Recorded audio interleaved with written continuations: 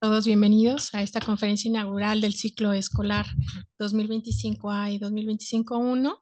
Queremos darle la bienvenida también a nuestro invitado de honor, el doctor Carlos Martínez Assad. Bienvenido, doctor. Un gusto saludarle en esta institución de la que usted formó parte como un actor principal en las gestiones fundacionales. Bienvenido, doctor Martínez Assad.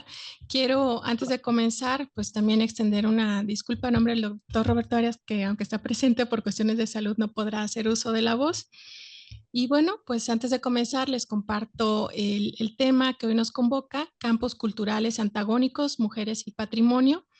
Y bueno, pues agradezco también la presencia del cuerpo académico de esta institución y de los alumnos y alumnas del doctorado en Ciencias Sociales, de la maestría en Estudios Sociales y Humanos, de la maestría en Políticas Públicas, de la maestría en Política y Gobierno, de la maestría en Derechos Humanos y Sustentabilidad y también de la maestría en Archivo, Gestión Documental y Memoria. Algunos de ellos estarán conectados seguramente porque reciben clases virtuales. Y bueno, antes de comenzar también le cedo la voz a la doctora Beatriz Núñez, coordinadora de la línea de estudios antropológicos, sociales y urbanos, quien hará la presentación del ponente. Me gustaría también agradecer la presencia de un integrante de nuestra Junta de Gobierno. Bienvenida, doctora Fabiola Loyo. Bueno, entonces comenzamos con esta cátedra inaugural. Gracias, maestra. Buenos días a todos. Un breve un resumen de su amplio currículum. El doctor Carlos Martínez Assad es doctor en Historia por la Facultad de Filosofía y Letras de la UNAM y doctor en Sociología Política por la Universidad de París. Es investigador emérito del Instituto de Investigaciones Sociales de la Universidad Nacional Autónoma y el Sistema Nacional de Investigadores. Ha abordado una considerable diversidad de temas en sus más de 50 libros, 140 capítulos de libro y más de 150 artículos en revistas especializadas y más de 1000 artículos periodísticos. En sus áreas de estudio destacan las revoluciones de México, la migración hacia México, la diversidad regional y religiosa, la educación, la cultura de las representaciones de la Ciudad de México en sus monumentos y edificios, en el cine y en la literatura. Entre sus libros más recientes se destacan Libaneses, Hechos e Imaginarios de los Migrantes en México, de 2022, con el sello de la UNAM. También de la UNAM, Tercia de Reyes del Cine Mexicano, en el 2003, Los Libaneses en el cine mexicano 2019. Su trabajo ha sido distinguido con numerosos premios y reconocimientos. Doctor Martínez Assad, ¿sería tan gentil en tomar la voz? Muchas gracias por esta presentación, Beatriz Núñez. Pues estoy muy complacido, agradecido con el doctor Roberto Arias de la Mora, el presidente del Colegio de Jalisco, por brindarme esta posibilidad de compartir mis ideas, intercambiar las mismas con ustedes, el personal adscrito y como investigadores y a los alumnos igualmente que hoy nos acompañan en este inicio de ciclo escolar. Bueno, para mí es además muy agradable estar pues, iba a decir presente, no se llama presente, ¿verdad? Pero cuando menos en esta presencia virtual con el Colegio de Jalisco, una institución que he visto su proceso de consolidación a lo largo de varias décadas y que tuve la fortuna de estar ahí desde el comienzo. Así es que conservo muy gratos recuerdos de, de los fundadores y de esas primeras sesiones iniciales del colegio hace ya varios años. Eh, en la conferencia que he preparado para el día de hoy, un poco después de hablar con Roberto, de ver por dónde podían ir los intereses en estos momentos de todos ustedes, y sobre todo incidir en algo que tiene una gran una gran repercusión en el presente. En realidad se inscribe, como lo han dicho en el currículum, dentro de esto que he llamado cultura de las representaciones de la Ciudad de México, a lo que le he dedicado ya diferentes libros, eh, algunos de ellos dedicados al cine mexicano, como ya se ha visto, pero en realidad siempre me da trabajo cuando tengo que elegir sobre lo que debo hablar, porque pues, me he interesado en temas muy diversos, algunos que me acercan más o menos a determinadas regiones, determinadas formas de la sociología y de la historia.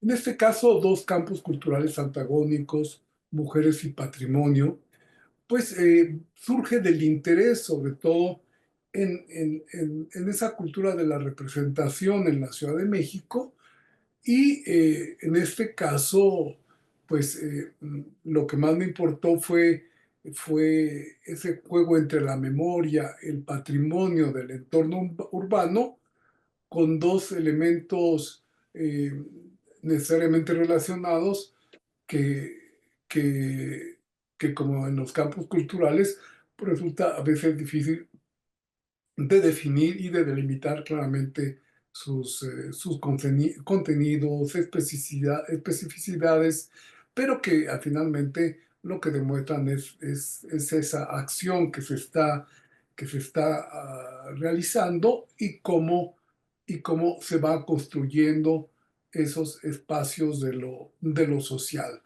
Y la memoria me parece importante como el cemento que puede permitirnos agrupar esas diferentes expresiones.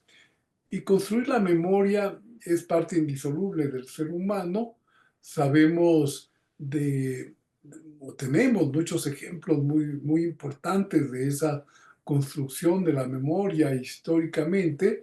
Sabemos de Roma y Grecia, eh, por sus ideas, leyendas y mitos que han prevalecido. Y para no irse tan atrás, un ejemplo bastante cercano, pues, bueno, primero Europa se ha construido con las ideas de ser cristiana, demócrata, añadiendo la idea de las libertades, la justicia, los valores adoptados en los que va a sintetizarse como el mundo occidental.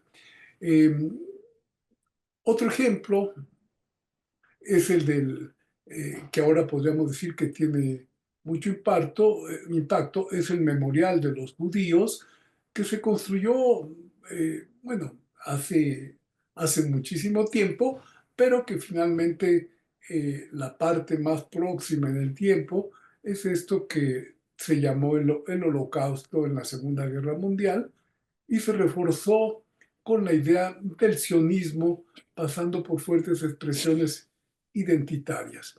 Y hay muchos otros ejemplos que se podrían mencionar de esa construcción histórica, cómo se va realizando, cómo se va conformando a lo largo a partir de estos elementos que he mencionado. Para acercarme al tema que nos ocupa, me referiría a la historia de nuestro país a partir de un eje que ha sido fundamental en el tránsito urbano de la Ciudad de México y que recientemente ha sido cuestionado.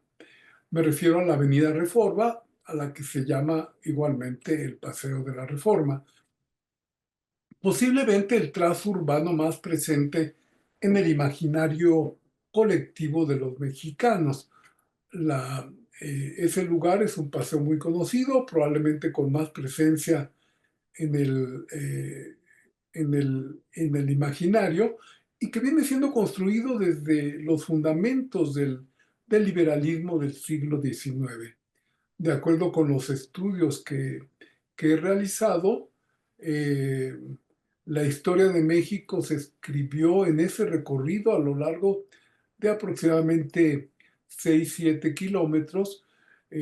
Ahí la historia oficial buscó apropiarse de ese pasado y de la conveniencia de dejar de lado mucho de lo que se ha venido, bueno, primero encubriendo y luego descubriendo con las nuevas formas de la historiografía.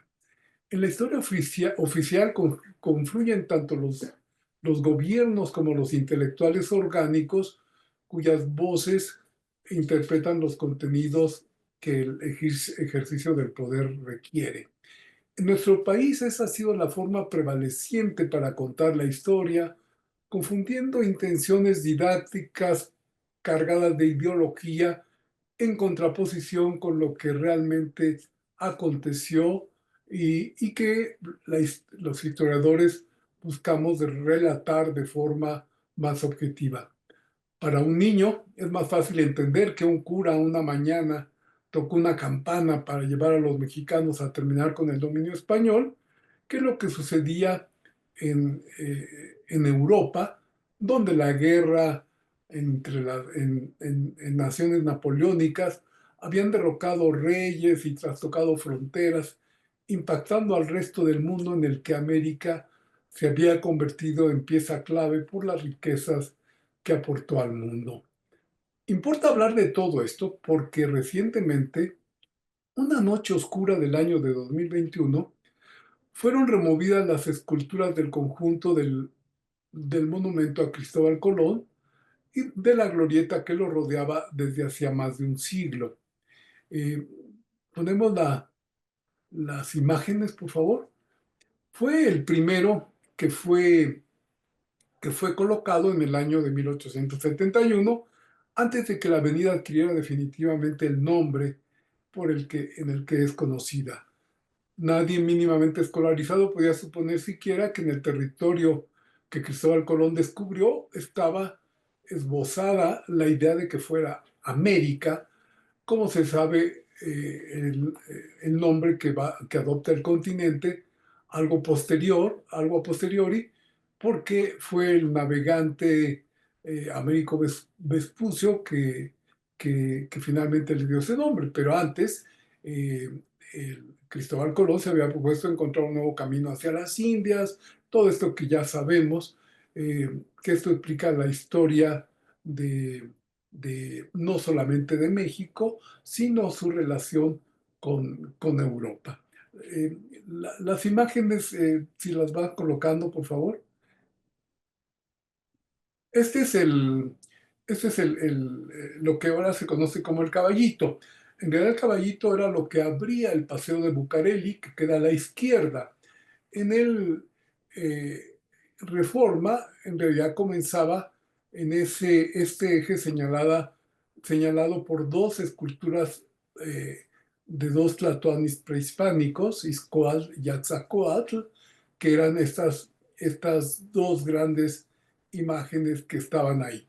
No me voy a detener en cada uno de estas cosas que requieren su explicación muy especial. Pero bueno, en lo que concierne a la historia, tuvo que pasar mucho tiempo para que el concepto de América, digamos, fuese explicado eh, mucho más claramente ya por Edmundo Gorman, quien realizó el trabajo más imaginativo de la historia sobre la construcción de América, que después de un razonamiento muy firme y de conocimiento decidido, eh, de, eh, llamó finalmente la invención de América, como se llama el libro donde habla de esto. En una hipótesis desarrollada a lo largo de ese trabajo publicado en 1986, en algo que probablemente pensó debido al escándalo que venía conformándose, porque en 1992 debería realizarse una importante celebración por los 500 años de ese viaje de Colón. Después de muchas discusiones, debió llamarse convenientemente, como algunos de ustedes lo sabrán, Encuentro de dos mundos, un concepto que parece acuñado por Miguel León Portilla, aunque fue aceptado también por los historiadores europeos de ese momento. O'Gorman no soportaba los anacronismos en la historia de uso tan frecuente, y menos los que han rodeado este evento al pretender realizar con categorías de nuestro tiempo conceptos del pasado. Este evento me refiero al desplazamiento del monumento a Cristóbal Colón. Fue así que encontró O'Gorman que la invención era más apropiada para un horizonte que puede irse redescubriendo y obteniendo nuevos sentidos. Así, en el tiempo en el que vivimos, se denomina de cierta manera una invención construida a lo largo de de 2 siglos cuando menos, y son varios los países que caen en esta categoría, que involucran procesos y personajes que influyeron de manera más contundente, pero al final el resultado es el conjunto de elementos que van acumulándose hasta conformar el objeto designado. Luego de la independencia de España, que alcanzó México en 1821, había que construir la nación, un trabajo nada sencillo para los ideólogos de ese momento, eh, pero que había que hacer todo un recorrido por eso que se llamaba la invención. Y como resultado, muchos pensadores, profesionistas, que le dieron sentido a un proceso de algo que no resultaba tan claro, porque en los caminos de la vida nos tropezamos sin parar con los estorbosos cadáveres de nuestra historia, dice el escritor Amin Malouf, y en un día la humanidad deja de pelearse con su pasado, encontrará su porvenir. El problema es si sabrá reconocerlo. Los liberales, quienes lucharon por la libertad, la igualdad, los derechos humanos, los derechos en general, el laicismo, la distribución y el equilibrio de poderes, fueron los llamados a construir la nueva entidad que debía unirse como nación y que concibieron compuesta por dos partes, la hispánica y la indígena. Los términos debían conciliarse para que la patria tuviera sentido. El Croyo se había instalado aceptando, como lo demostraba, que el cura Hidalgo había transformado ya en padre de la patria, eh, había logrado finalmente la independencia de México.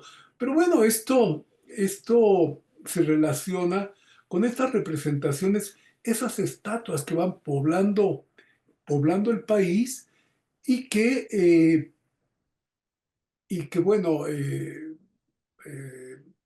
el cura Hidalgo se convierte en una de las más representadas en todas partes de México.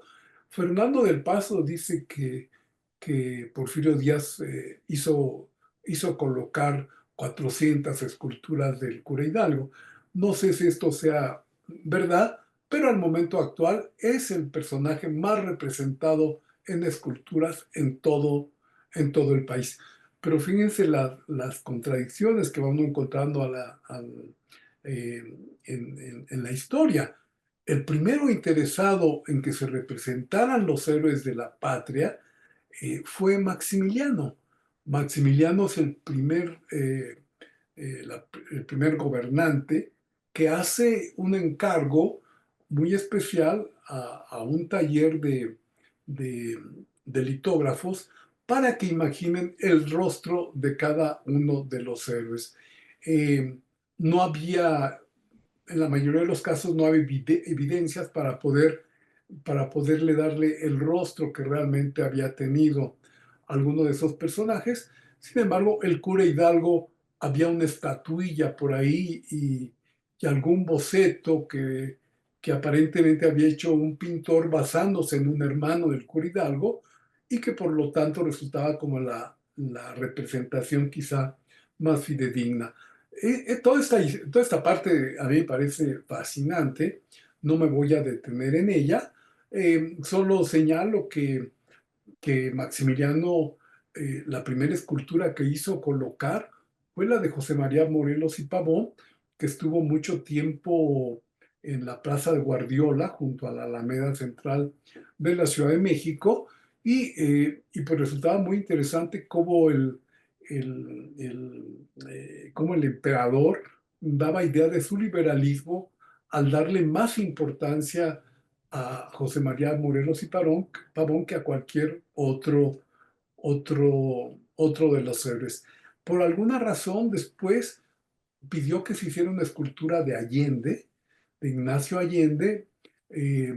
No, bueno, no sé si la alcanzó a inaugurar él o no, pero el punto es que había hecho había establecido la idea de que la representación tenía que tener lugar para que los mexicanos pudiéramos tener una idea más precisa de esa nación que se construía y que tendría sentido, por lo tanto, mostrarla a partir de todo ese imaginario expresado, expresado en las esculturas.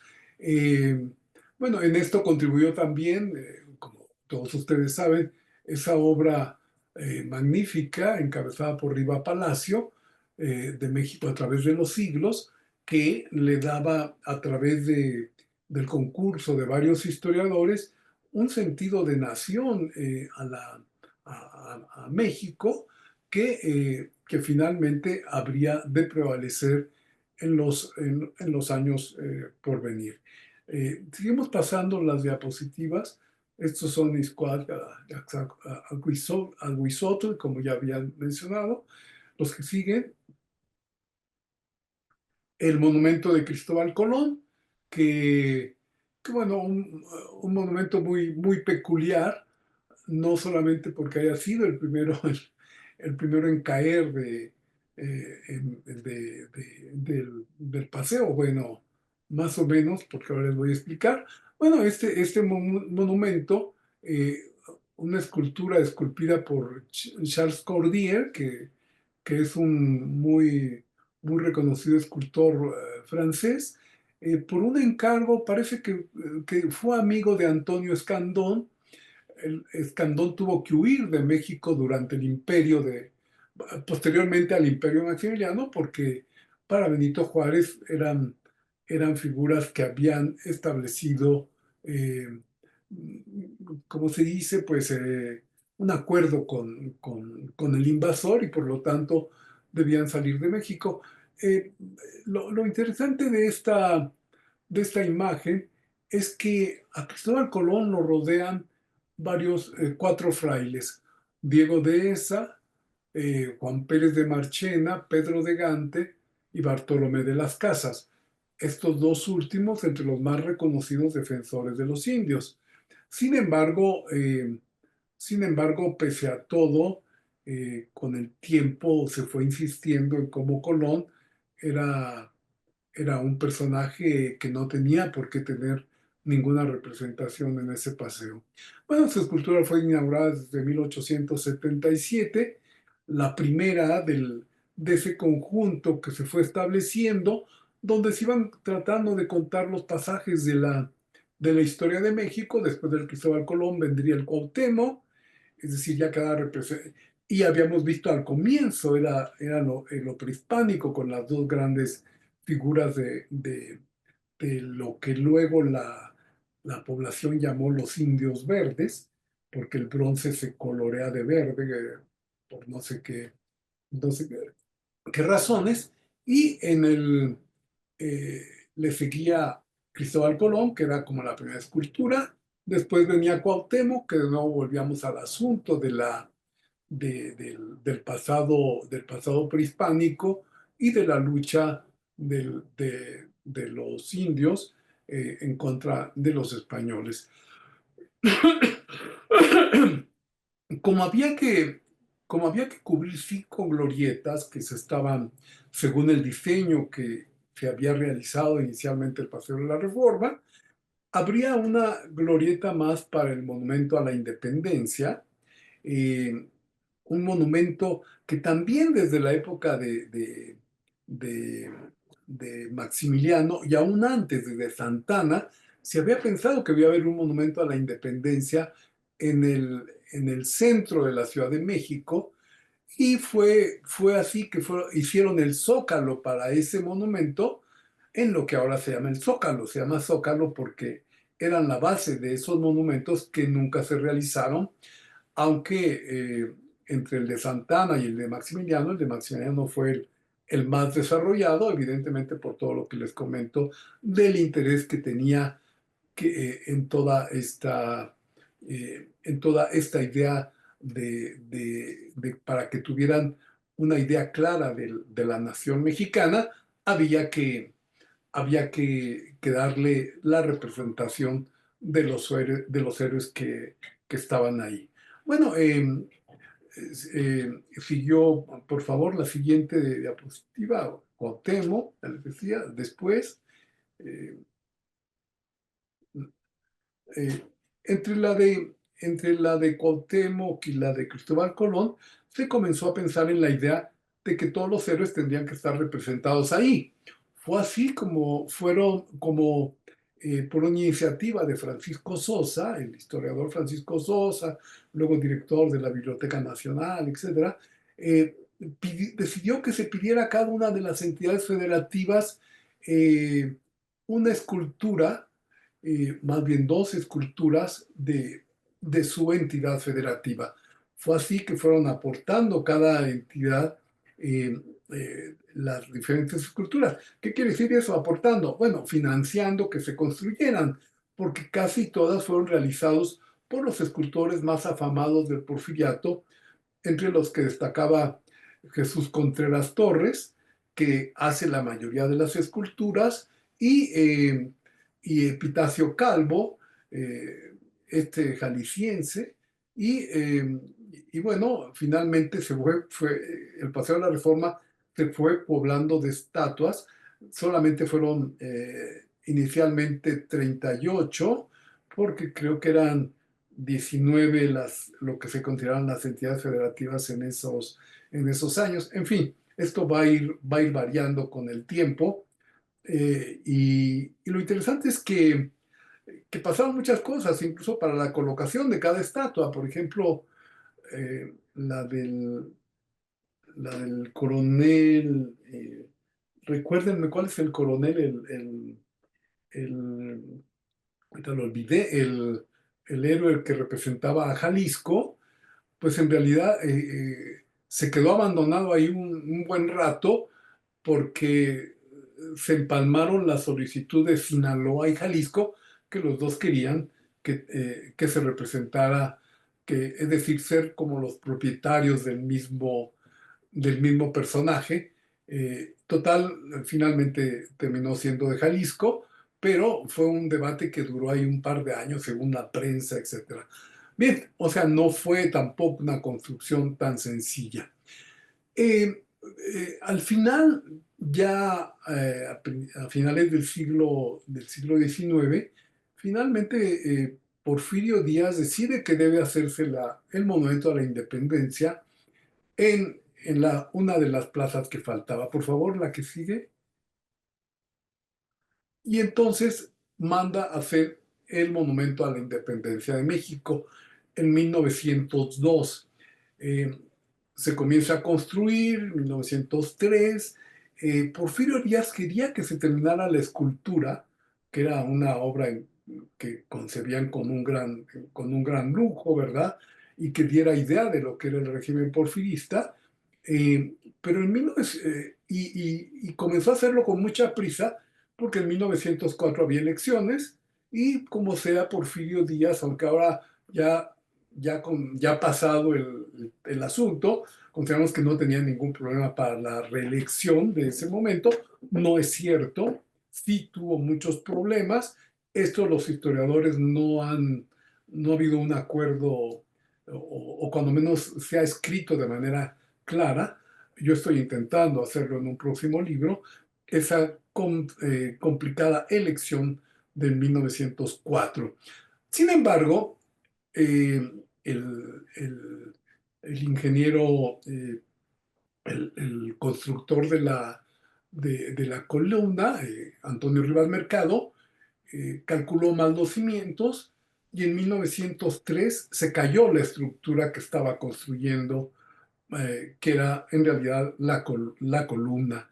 Eh, Se le cayó simplemente, y ahí tuvo que llamar el régimen a un nuevo ingeniero, que resultó el ingeniero Arangoiti, quien ya había hecho el zócalo del monumento a Cristóbal Colón, y quien había participado ya en los cimientos del Palacio Legislativo que pretendía construirse, y cuya cúpula es lo que ahora se conoce como el Monumento a la Revolución.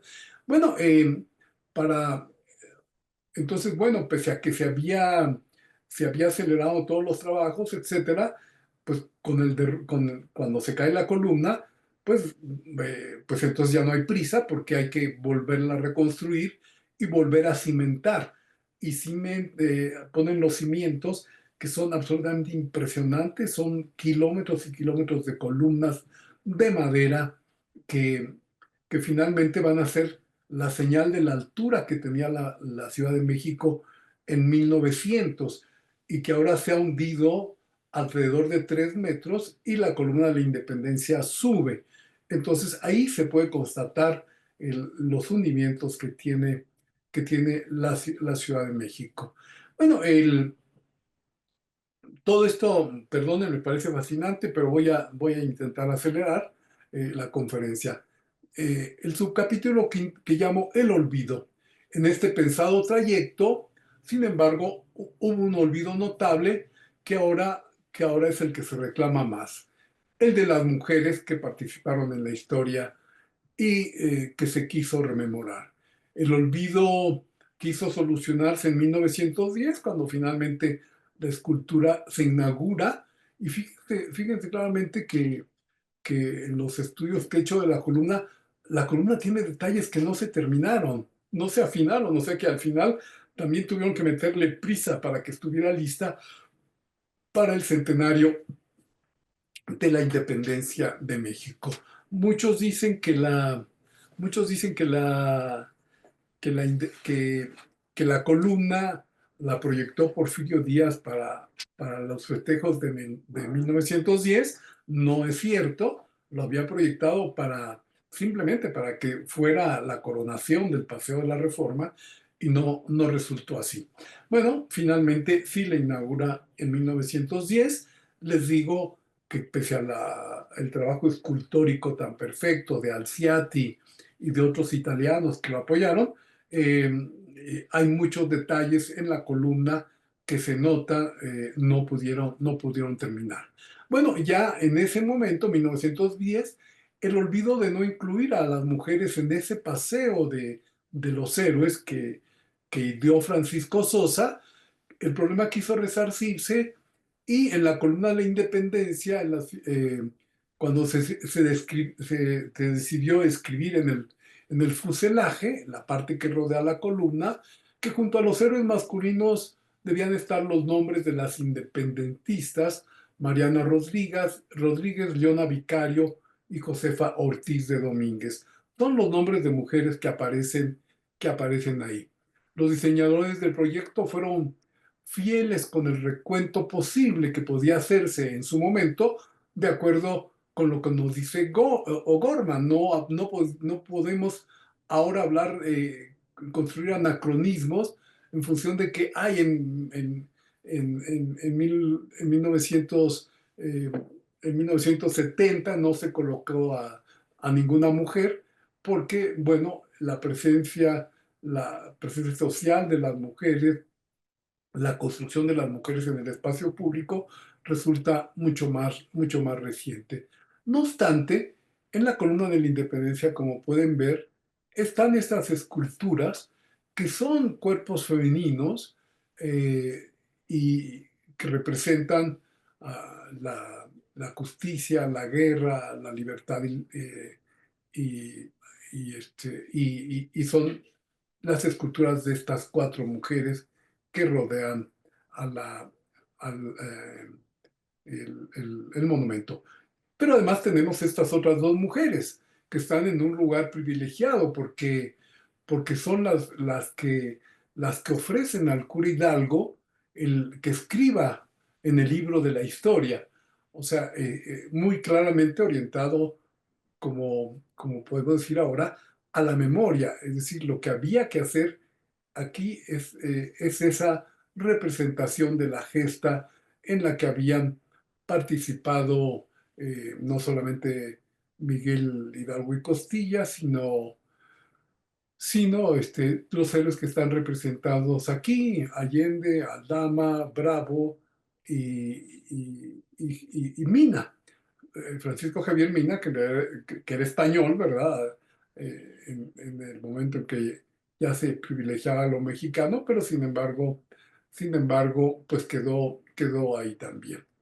El, el, el proceso de todo esto, pues sin embargo, nos lleva al momento en que ya la- las mujeres comienzan a tener una participación más amplia, cuando ya se habla de sufragistas, es decir, ya se habla del voto a principios del siglo XX, y comienza todo esto que por lo que lucharon o lo que han luchado las mujeres, sus derechos, las mismas oportunidades que los varones en el trabajo, buscaron ser poseedoras de la propiedad y del capital, más oportunidades de acceso a la educación, relaciones equitativas en la familia. También las sufragistas ya en la segunda mitad del siglo, pues alcanzan en varios países la posibilidad de votar y ser elegidas, derecho que se adelantó en otros países en relación a México, que llega hasta los años 50 el voto femenino. Todas estas luchas y todos estos logros, nos dice Sara Sefcovic, una socióloga que ha dedicado también al estudio de las mujeres, se han conseguido estas luchas, todos estos logros, por el feminismo, que es la teoría y la práctica, el pensamiento y la acción, el sueño y la propuesta de vida que revolucionaron al mundo, porque significaron la crítica más radical tanto a la tradición del pensamiento occidental, con sus presupuestos epistemológicos e ideológicos, como a la estructura del poder establecido en todos los niveles, desde lo político hasta lo económico, desde lo laboral hasta lo que se da en el interior de la familia. El feminismo fue avanzando a lo largo de las décadas más recientes, eh, para, eh, para, para finalizar ya lo que es el siglo XX. Pero bueno, las mujeres finalmente, como decía Hannah Ortega, se había terminado el miedo a volar, como también le llamó Erika Young, y, eh, y eso que fueron las mayorías silenciosas, según Serge Moscovici, eh, no se volverían a encontrar a sus anchas en la comodidad del silencio. Se discute por qué las leyes, las representaciones, la moral, la psicología, los roles relativos a la sexualidad convergen en la supremacía viril y la subordinación femenina.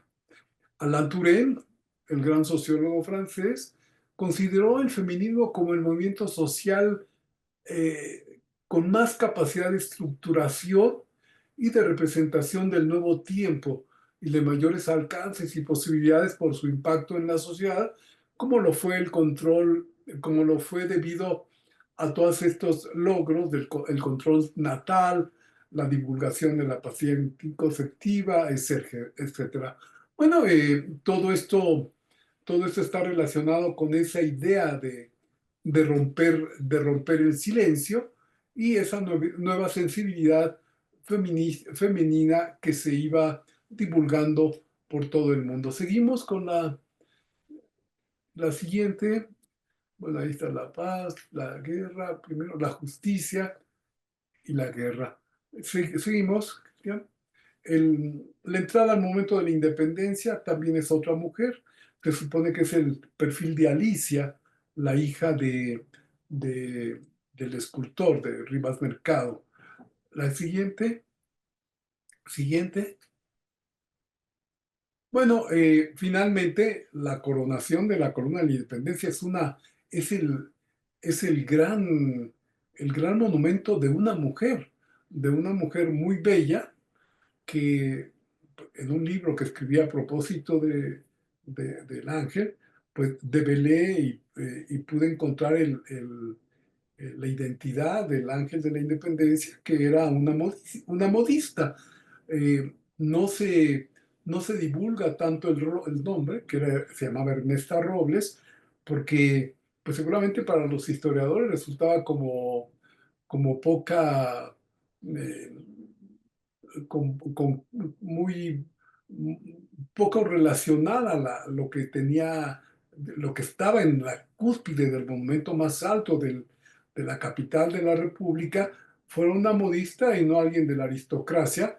Por eso en varias biografías hay confusión. En muchas biografías dicen que es el cuerpo de Antonia Rivas Mercado, la hija del constructor de la Independencia, algo que es imposible porque cuando se hizo la escultura del ángel, Antonia debía haber tenido 6 años, lo máximo. Así es que es imposible. Por lo tanto, es esta mujer que hizo declaraciones y tal de cómo fue la relación, con los escultores para ser ella la que posaba en para el más importante emblema de la independencia de México.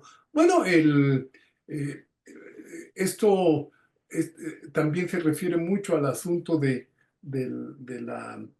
la dominación de lo que el feminismo ha llamado el patriarcado, porque el pueblo decidió que era uno, que era masculino. El pueblo le llama el ángel, cuando el escultor y todo el mundo al principio le llamó la Victoria Alada, que era un nombre femenino. Sin embargo, lo convirtieron en nombre masculino, el ángel de la independencia. Por eso algunos escritores dicen que es la Ángela de la independencia. Seguimos. Entonces, lo que da la pauta para toda esta conferencia, que es lo acontecido con el derrumbe del monumento a Cristóbal Colón. Estamos ya en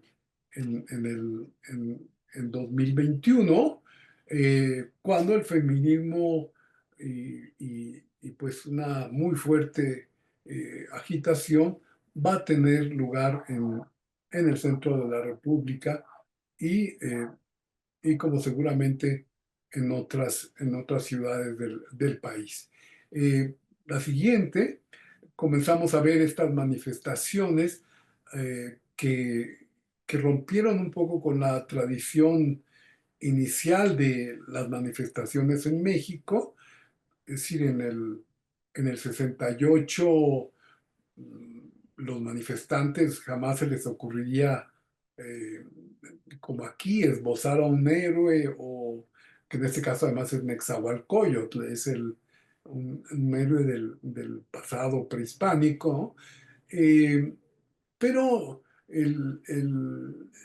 nunca se pintaron tampoco los monumentos, aunque se conquistaron, digamos, porque sí, las manifestaciones tenían lugar ahí en el Monumento a la Independencia, en el Caballito, en otros muchos lugares. Pero las manifestaciones de mujeres incrementaron sus radicalismos con estas acciones que antes no se veían en las acciones callejeras, con la fuerte capacidad destructora que ahora este movimiento adquirió. Y bueno, seguimos, hay varias imágenes, y, y un evento importante que surge con estas manifestaciones, los antimonumentos. Es decir, que junto a toda esta idea de los monumentos que recuerdan la historia de México, había que poner de acuerdo con quienes hacían estas manifestaciones a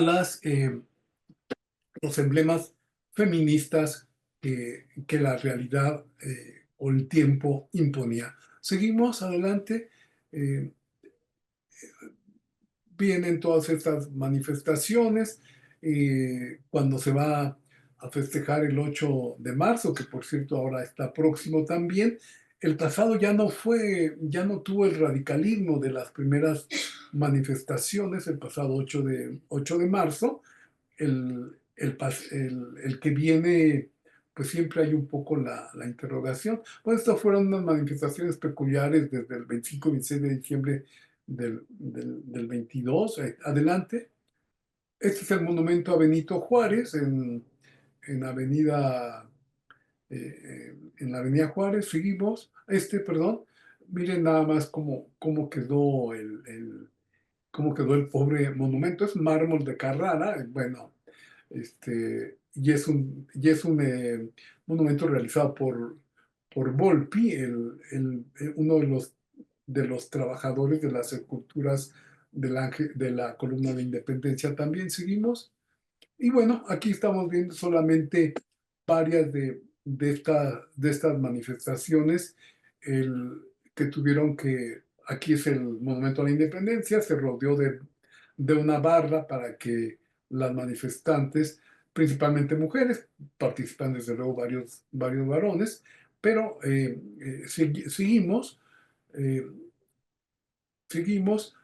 Y pues lo importante de todo esto es que se consideró que el, que el lugar de la protesta en México es la Avenida Reforma.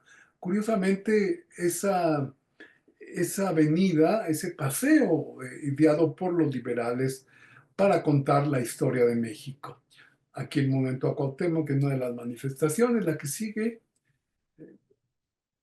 sigue, aquí viene los antimonumentos, el que sigue, el 43, ustedes ubican bien perfectamente, es por Ayotzinapa, este es por el ABC, por la guardería del ABC del norte, eh, los 65 por los trabajadores mineros de pasta de conchos, la que sigue, aquí los cascos de los mineros como como un emblema del monumento que esos mineros que perdieron la vida en esa mina debía continuar. La que sigue, eh,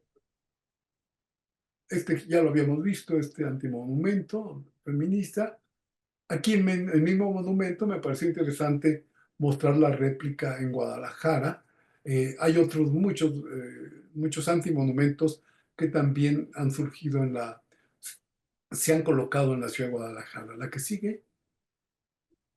Bueno, estos antimonumentos, en realidad, no hubo una confluencia entre los antimonumentos y las propuestas que podía hacer la autoridad pues, particularmente de la Ciudad de México. Así es que en el gobierno de la Ciudad de México de, de la doctora Sheinbaum, decidió que debía haber esculturas de las mujeres ahí donde habían sido ignoradas. Para estas esculturas, pues colocó a Josefa Ortiz de Domínguez, que no me parecía necesario porque no solamente tiene un gran monumento en la Ciudad de México, sino tiene una plaza completa para donde está esa escultura. Gertrudis Bocanegra, otra de las independentistas, Sor Juana Inés de la Cruz, que cuando la colocó también pensamos, ¿y por qué coloca a Sor Juana ahí cuando es una mujer del virreinato, es de la época del dominio español, ¿no? Así es que como que no tenía mucha coherencia, independientemente del gran personaje que es, la gran escritora que es Sor Juana Inés de la Cruz, desde luego. Puso también a Margarita Maza, a Dolores Jiménez, a Matilde Montoya, Juana Belén Gutiérrez, Carmen Cerdán, Agustina Ramírez, Elvia Carrillo Puerto, que fue una de las impulsoras del sufragismo, Sara Pérez de Madero, que fue la esposa de Francisco y Madero, Hermila Galindo. Se les olvidó un nombre muy importante, Mariana Rodríguez, que realmente sí participó en la independencia, sí fue combatiente, y sin embargo no la pusieron en ese conjunto. Seguimos, seguimos, seguimos. Bueno, esas esculturas, regresamos a las esculturas femeninas, por favor, la anterior. Estos monumentos, sin embargo, no tuvieron la, la directriz que tuvieron los monumentos que se habían puesto durante la época de Porfirio Díaz y y bueno, no respetaron reglas, digamos, no, ninguna tiene el mismo tamaño que la otra, unas son muy cortas, otras son más largas, no se respetó, no se estableció un tipo de material, eh, no hay una concordancia artística, arquitectónica, como sí la tuvieron las 38 primeras esculturas de varones que fueron puestas en ese primer tramo del Paseo de la Reforma. Eh, y sin embargo, creo que para esto mismo no hubo tampoco una concertación con los organismos encargados legalmente de, de establecer eh, o, cómo eh, establecer los criterios de los nombres de calles, de los monumentos que pueden ser colocados, que esta es la Comisión Nacional de Zonas y Monumentos Artísticos, la que tendría como objeto dar su opinión a la autoridad para que se estableciera, para que se establecieran los criterios para un conjunto de este tipo. También se invocó a la COMAEP, el Comité de Monumentos Históricos o Artísticos en Espacio Público de la Ciudad de México. Eh, no hubo oportunidad de que, de que opinaran, al menos no se dijo públicamente que se había pedido la opinión de nadie, simplemente fue una decisión de la autoridad qué mujeres eran las que debían estar representadas y rompiendo todo el orden que sí tenía el Paseo de la Reforma, donde principalmente los héroes establecidos ahí eran los que habían luchado por la independencia, contra la invasión de Estados Unidos, contra la invasión francesa, particularmente esos tres grandes eventos. Esos son los héroes que están en esa columnata durante todo el recorrido del paseo. Y finalmente, la, las, las mujeres o las feministas o las organizaciones feministas no parecieron tener un gran acuerdo con estas esculturas porque decidieron que la escultura que debía establecerse ahí, seguimos la siguiente diapositiva, la siguiente, se decidió que el lugar de donde quitaban a Cristóbal Colón, la que sigue, se establecería el monumento a la mujer o al feminismo. Esta es una bella escultura que fue solicitada y construida para tal, para tal efecto de una, de, del rostro de una mujer indígena que tiene rasgos de una escultura muy moderna.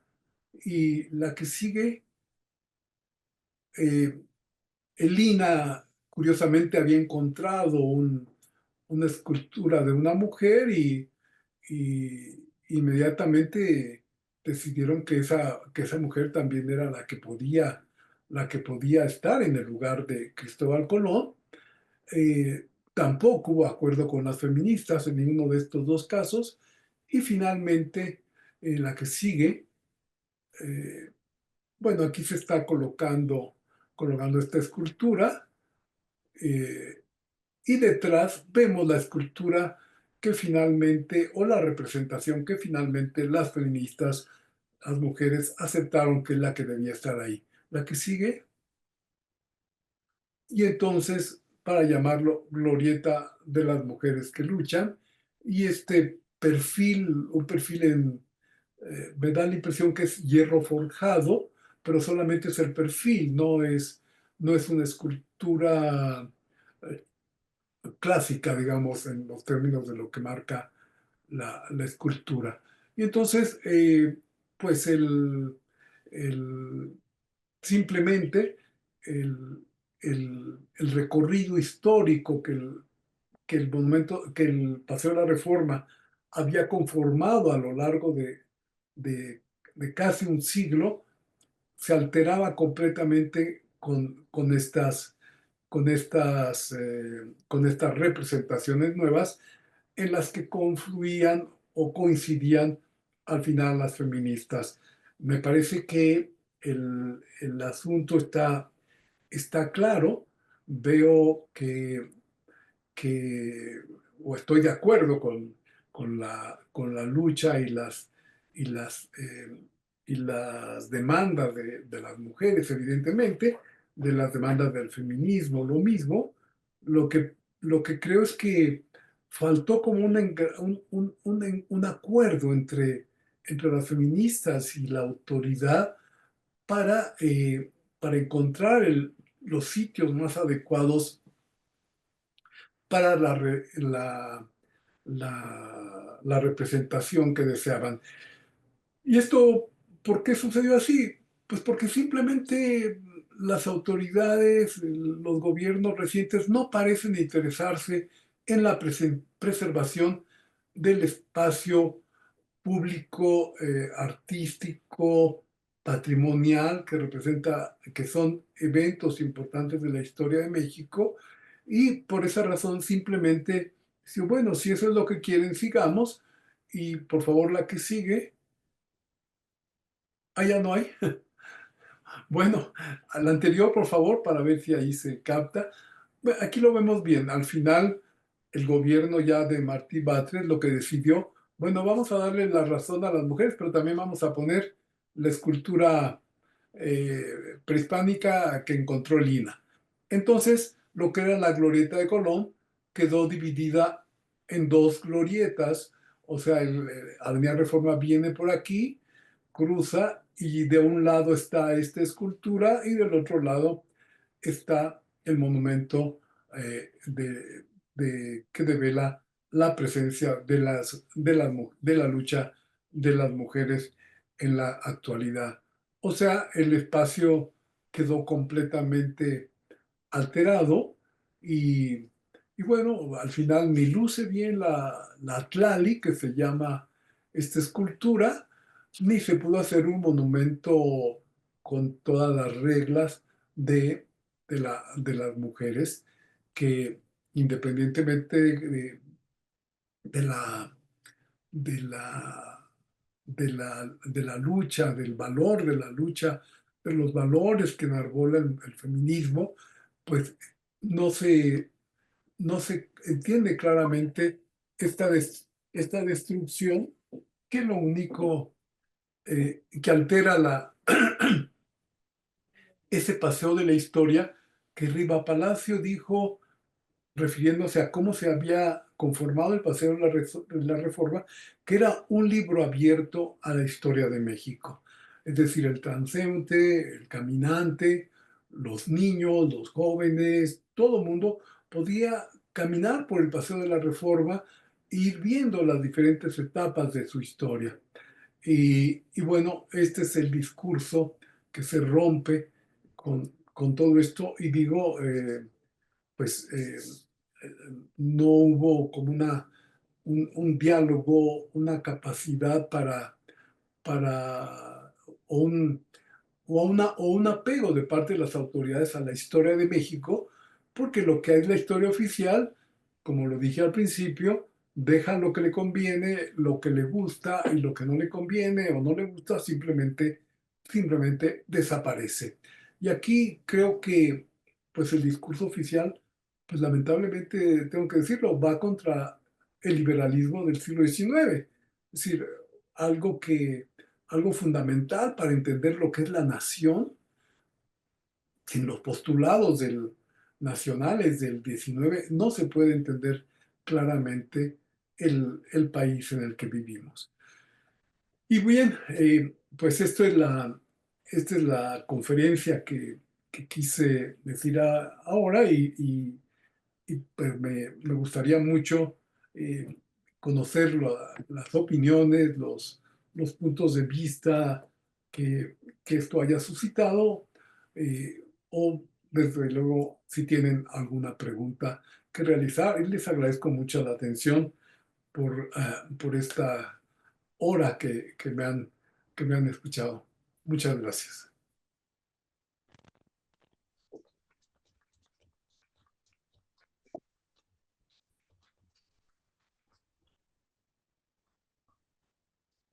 Están desconectados. No oigo. Ms. Assad, me gustaría ahora abrir un espacio para las preguntas y comentarios del público aquí presente. No sé si alguien quiera tomar la voz. Anímense.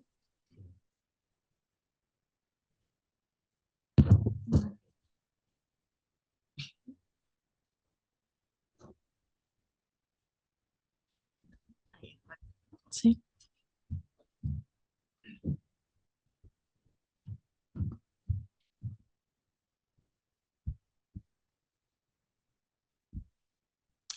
Muchas gracias, doctor, por su ponencia. Yo soy Melissa, estoy en la maestría de Estudios Sociales y Humanos y tengo una pregunta para usted. Desde su punto de vista, ¿cuál cree que fue la razón principal por la que no hubo un acuerdo desde la parte gubernamental y los organismos feministas para el establecimiento de estas esculturas? ¿Cuál cree usted que fue la razón por la que los materiales fueron diferentes? No sé si, personalmente no sé si hubo una comunicación social desde el gobierno para que tuviera un eje distinto a los materiales o al estilo artístico y estético de estas esculturas de mujeres. Probablemente es más bien, posiblemente todavía hagan falta muchas esculturas de muchas mujeres o más representaciones de estas mujeres que están en este espacio que nos ha descrito cerca ya del final de su ponencia. Y esa es mi pregunta. Desde su punto de vista, ¿cuál cree que fue la razón por la que no hubo un acuerdo? Gracias. Bien, Melissa, la pregunta es muy, muy importante. ¿Me están escuchando? Oh,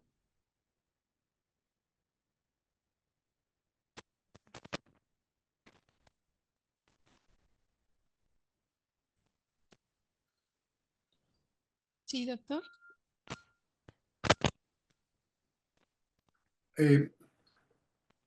¿puedo hablar?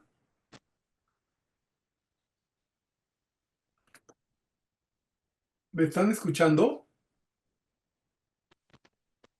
Escuchamos. ¿Cómo? Sí. Sí se escucha, doctor. Ah, muy bien. ¿Va a haber otra pregunta o respondo? ¿Podría contestar, por favor?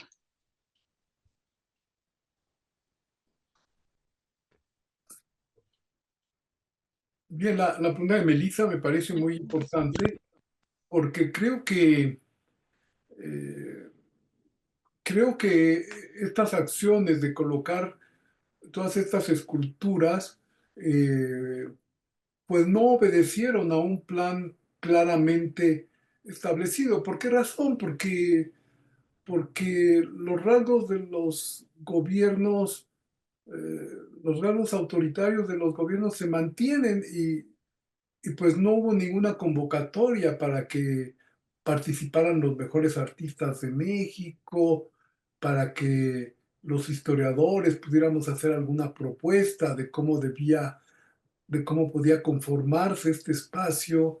eh, y pues simplemente es eh, una falta de asociación entre el gobierno y la sociedad. Sí, aunque se insiste mucho en que en que lo que vimos es el gobierno del pueblo, pues yo no sé si ese pueblo fue consultado para establecer eso, pero quizá yo me hubiera enterado por ser una persona que estaba muy atento a todo esto. He hecho varios trabajos sobre el Paseo de la Reforma.